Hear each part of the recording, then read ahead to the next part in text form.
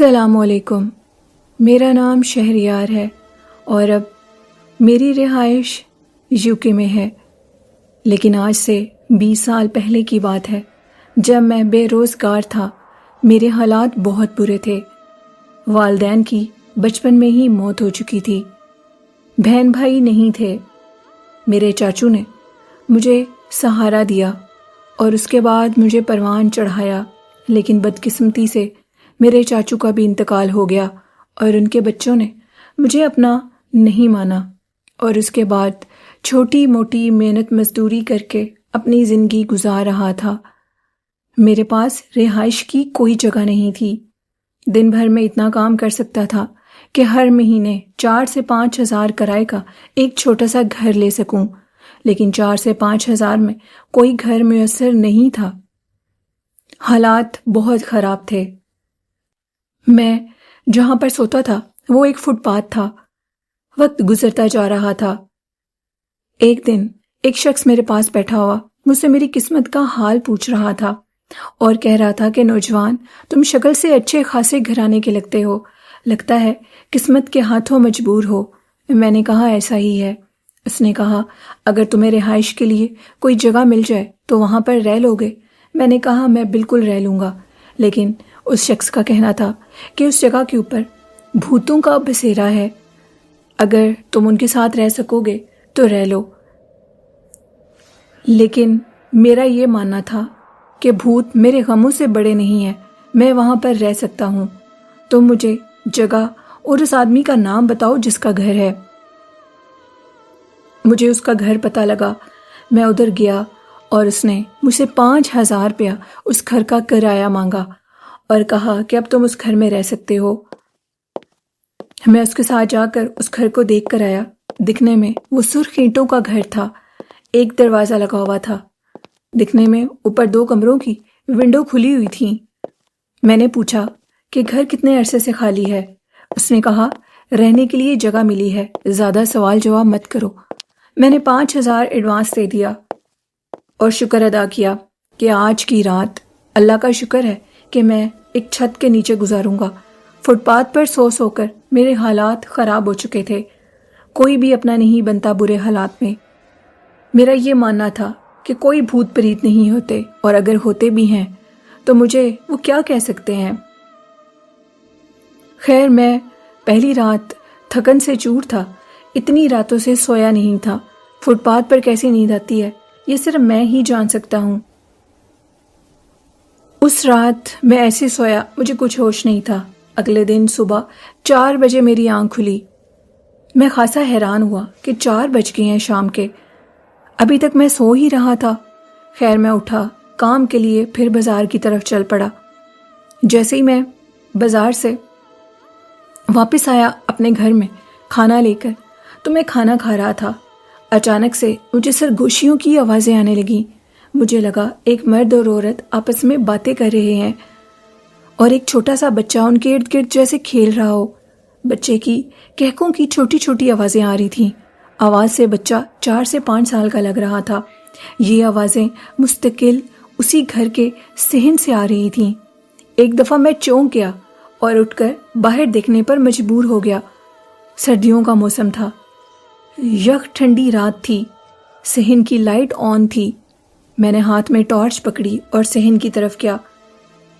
ایک drawing room میں ہی میں رہتا تھا، باقی 2 کمرے، اوپر کا حصہ اور صحن میں ہر ٹائم اندھیرا رہتا تھا۔ مجھے لگا اندھیرے کی وجہ سے مجھے خوف معلوم ہو رہا ہے۔ ٹارچ کی روشنی میں وہاں کوئی نہیں نظر آیا۔ میں نے اس صحن کی لائٹ کو آن کیا اور اس کے بعد پھر کمرے میں آ گیا، کھانا کھانے لگا۔ کھانا کھا کر چائے پینے کے لیے پھر باہر ہوٹل پہ چلا گیا۔ جس ہوٹل پہ جا کر میں بیٹھا، اس ہوٹل کے مالک کا کہنا تھا کہ دکھنے میں نئے شخص لگ رہے ہو، کہاں رہتے ہو؟ میں نے اس کو بتایا کہ یہ میں تمہاری پچھلی گلی میں ہی رہتا ہوں۔ اس نے پوچھا کون سے گھر میں؟ میں نے جب سارے گھر کا ایڈریس بتایا تو وہ چونک گیا اور پھر خاموش ہو گیا۔ کہنے لگا کیا واقعی تم ادھر رہ سکتے ہو؟ میں نے کہا ہاں، میں ادھر ہی رہتا ہوں۔ میں نے پوچھا تم ایسا کیوں کہہ رہے ہو؟ وہ ایک دفعہ پھر خاموش تھا اور اس نے کہا کہ نہیں، میں ویسے ہی پوچھ رہا تھا۔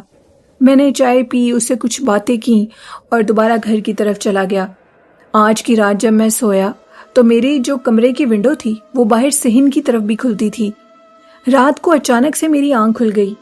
آواز کچن میں سے آ رہی تھی، جس کچن میں برتن نام کی کوئی چیز نہیں تھی۔ میری طرف سے تو نہیں تھی، شاید مالک مکان نے کچھ پہلے سے رکھا ہو۔ مجھے یوں معلوم ہوا کہ جیسے کچن میں کوئی چیز زور سے نیچے گری ہو، کوئی سٹیل کا برتن نیچے گرا ہو۔ میں فوراً اٹھا، لائٹ آن تھی صحن کی، اور کچن میں داخل ہوا۔ کچن میں کوئی برتن نہیں تھا، ہاں البتہ جو کچن کا فرش تھا اس کے اوپر ڈھیر سارا پانی گرا ہوا تھا۔ میں تو کچن کی طرف گیا ہی نہیں تھا، یہ پانی کہاں سے آ گیا ہے؟ ایک دفعہ تو میرا دماغ گھوم گیا، میں تھوڑا ڈر بھی گیا، یہ کیا ہو رہا ہے؟ اللہ اللہ کر کے تو ایک چھت ملی تھی۔ یہ کیا کر رہے ہو میرے ساتھ ایسا مت کرو، میں پہلے ہی بہت غموں کا ستایا ہوا ہوں، میرے حال پر رحم کر جاؤ، مجھے تنگ مت کرو۔ یہ کہہ کر میں نے کچن کا دروازہ بند کیا۔ جیسے ہی کچن کا دروازہ بند ہوا تو پیچھے سے ایک ہنسی کی آواز آئی۔ وہ آواز ایک عورت کی تھی۔ خیر میں اپنے کمرے میں چلا گیا۔ میں نے گھر کی طرف سے جو کمرے کا دروازہ کھلتا تھا اس کو لاک لگا لیا، اور ایک دروازہ اس ڈرائنگ روم کا باہر گلی کی طرف بھی کھلتا تھا۔ یہ پرانے زمانے کا مکان تھا، گیٹ کے ساتھ ایک ڈرائنگ روم کا دروازہ جو کہ باہر گلی کی طرف کھلتا تھا۔ میں نے جو گلی کی طرف کھلنے والی ونڈو تھی کمرے کی وہ بھی کھول دی، اور جو ونڈو صحن کی طرف کھلتی تھی اس کو بند کر دیا۔ مجھے یقین ہو چکا تھا کہ یہاں پر معاملات کچھ خراب ہیں۔ اچانک سے آدھی رات کو مجھے یوں معلوم ہوا کہ جیسے صحن کی طرف کھلنے والی ونڈو کو کوئی زور زور سے نوک کر رہا ہو۔ میری آنکھ کھلی تو وہ ونڈو ایسے اچانک سے میرے سامنے کھلی، میں خوف زدہ ہو گیا اور میری چیخ نکل گئی۔ مرد ہونے کے ناطے یہ چیزیں مجھے زیب نہیں دے رہی تھیں، لیکن میں بے بس ہو چکا تھا۔ مجھے ہلکی سی ایک پرچھائی نظر آئی، اور دیکھتے دیکھتے وہ پرچھائی 3 لوگوں میں شامل ہو گئی، یعنی ایک مرد، عورت اور ایک بچہ، جو کہ واضح طور پر اب اس ونڈو میں کھڑے ہوئے تھے اور وہ میری طرف دیکھ رہے تھے۔ بچہ سینٹر میں تھا اور میاں بیوی اس کے پیچھے کھڑے تھے۔ وہ مجھے کافی غصے سے دیکھ رہے تھے۔ مجھے یوں معلوم ہو رہا تھا کہ ان کو میرا ادھر رہنا ٹھیک نہیں لگ رہا۔ میں بہت خوف زدہ تھا، لیکن میرے پاس کوئی چارہ نہیں تھا۔ میں کہاں جاتا؟ کوئی جگہ نہیں تھی۔ میں بے بسی کے عالم میں رونے لگا، یہاں تک کہ اتنی ٹھنڈی رات میں نے گلی کی طرف کھلنے والے دروازے کو کھولا اور باہر جو ایک جگہ بنی تھی، ایک سلوپ سی، اس پہ جا کر بیٹھ گیا۔ سردی سے میری حالت خراب تھی۔ میں بار بار کمرے کی صحن کی طرف کھلنے والی ونڈو کو بند کرتا تھا، کوئی بار بار اس ونڈو کو کھول دیتا تھا۔ یہ اشارہ تھا کہ میں اس گھر سے چلا جاؤں۔ تھک ہار کے میں نے اپنے بستر سے رضائی کو اٹھایا اور باہر جا کر سلوپ پر بیٹھ گیا۔ میرے پاس اور کوئی راستہ نہیں تھا۔ پتہ نہیں کس ٹائم میں اس ٹھنڈے یخ سلوپ پر بیٹھا بیٹھا سو گیا، اپنے اوپر رضائی کو اوڑھے۔ ٹائم فجر کا ہو چکا تھا۔ مجھے کسی نے جگایا۔ وہ ایک بزرگ شخص تھے، شاید وہ نماز کے لیے جا رہے تھے۔ اذانیں میرے کانوں میں آ رہی تھیں، اور بھی گلی میں سے لوگ گزر رہے تھے۔ ان کا کہنا تھا کہ یہ کیا بے وقوفی ہے، اتنی ٹھنڈ میں کمرے کو چھوڑ کر باہر کیوں بیٹھے ہو؟ میں کوئی جواب نہیں دے پا رہا تھا، میری ٹھنڈ سے بری حالت تھی۔ میں نے کہا، بس مجھے پتہ نہیں لگا، ابھی میں ادھر آ کر بیٹھا تھا۔ میں اٹھا اور اندر چلا گیا۔ وہ بزرگ شخص بڑی حیرانگی سے میری طرف تک رہے تھے، اور پھر میں کمرے میں چلا گیا۔ فجر کی اذانوں نے مجھے کچھ اطمینان دیا، میرے دل کو سہارا آیا کہ ابھی صبح ہو جائے گی، لیکن سردیوں کی راتیں تو بہت لمبی ہوتی ہیں۔ اس کے بعد تھوڑی دیر ہی گزری کہ میرے دروازے پر دستک ہوئی۔ میں نے دروازے کو چھٹک سے کھول دیا اور دیکھا کہ وہی بزرگ شخص میرے دروازے پہ کھڑے تھے، مجھے بڑی حیرانگی سے دیکھ رہے تھے اور بولنے لگے، بیٹا میں اندر آ سکتا ہوں؟ وہ انتہائی نورانی چہرے کے مالک تھے۔ میں نے کہا، جی بالکل، آپ اندر آئیں، میں چاہتا ہوں کہ کوئی میری تنہائی کو شیئر کرے۔ وہ میرے پاس آ کر بیٹھے اور باتیں کرنے لگے اور یہ کہنے لگے، بیٹا تم باہر کیوں بیٹھے تھے؟ کچھ نہ کچھ تو میں بھی جانتا ہوں، لیکن تمہاری زبانی سننا چاہتا ہوں۔ میں نے کہا، ویسے ہی میں کسی بات کی وجہ سے پریشان تھا، اپنے مستقبل کے بارے میں سوچ رہا تھا۔ رات گزر گئی، مجھے پتہ ہی نہیں لگا۔ نہیں، وجہ کچھ اور تھی۔ ان کا یہ کہنا تھا۔ میں نے کہا اگر آپ پوچھ رہے ہیں تو یہ چیز مجھے بزدل ثابت کر دے گی۔ ان کا کہنا تھا نہیں بیٹا، سچ بولو۔ میں نے کہا کہ یہاں پر کچھ عجیب و غریب مخلوقات ہیں جو مجھے رہنے نہیں دے رہی۔ میں غموں کا اور دکھوں کا ستایا ہوا ہوں۔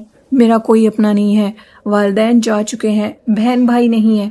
ایک چاچو تھے جن کی ڈیتھ ہو چکی ہے، وہ کھاتے پیتے گھرانے سے تعلق رکھتے تھے، لیکن ان کے بچوں نے مجھے اپنانے سے انکار کر دیا۔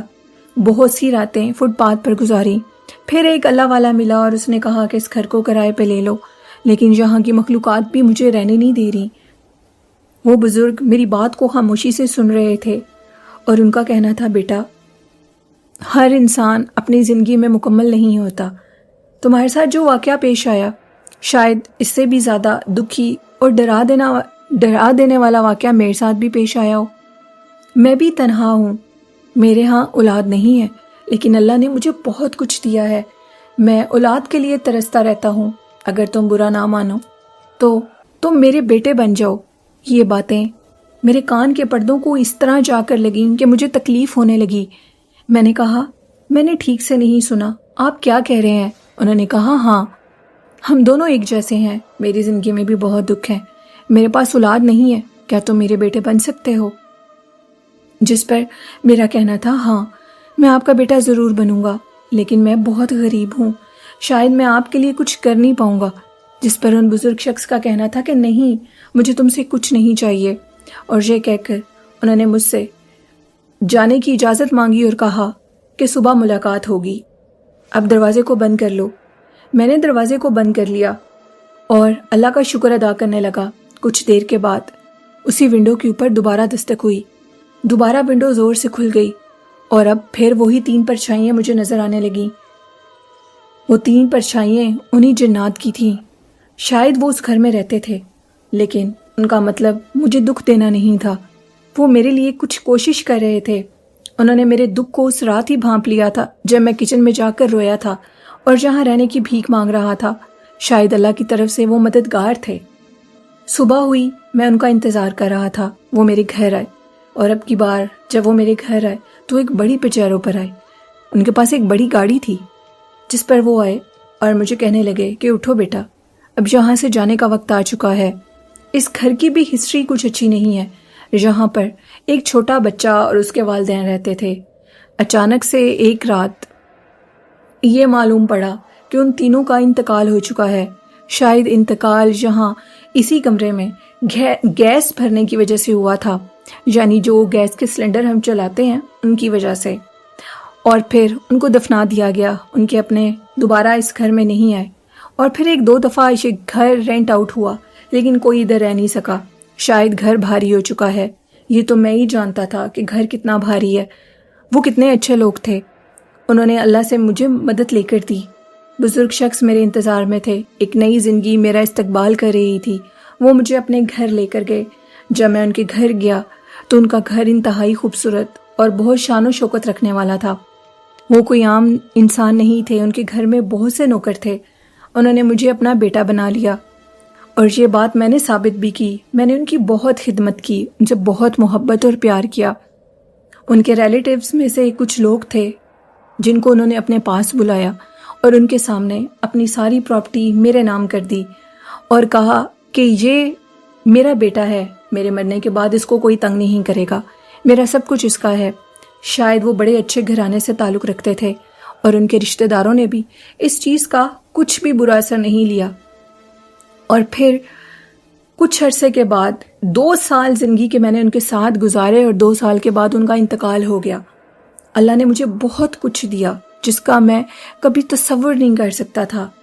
وہ جنات جنہوں نے اس رات میرا رونا سنا، پھر انہوں نے میری مدد کی اور ان بزرگ شخص کو میرے پاس لے کر آئے، مجھے اس رات ڈرایا تاکہ میں باہر بیٹھ جاؤں۔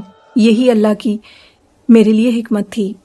اور پھر وقت گزر گیا، اللہ نے مجھے بہت کچھ دیا، اور پھر میں باہر کے ملک شفٹ ہو گیا۔ اب میری شادی بھی ہو گئی ہے، میرے 2 بچے بھی ہیں۔ پاکستان میں بھی میرا گھر ہے، وہی گھر جس میں وہ بزرگ رہتے تھے۔ اب بھی میں ان سے بہت محبت کرتا ہوں۔ جب ان کی ڈیتھ ہوئی تو میں نے ان کو انہی کے گھر کے صحن بیک سائڈ والے صحن میں دفنا دیا۔